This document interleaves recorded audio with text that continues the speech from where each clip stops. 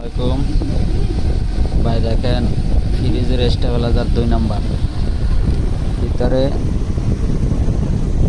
শুধু একটা circuit this, এটা পুরোটা শূন্য সিমেন্ট বাল্ব। আমাদের সাথে কীরকম প্রতারণা করতেছে দেখেন ভাই।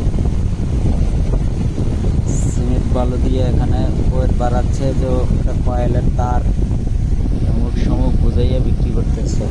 এই দেখেন শুধু একটা সার্কিট দিয়ে এটা বানানো হয়েছে। যারা বুঝি না এগুলোর বিষয়, তাদেরকে এভাবে প্রতারিত করা হচ্ছে। সব বিষয় থেকে সবাই সাবধান। আমরা এখন চুনা মাটি বাইর করবো। দেখেন তাদের সাথে কি পরিমাণ বাদ পারে।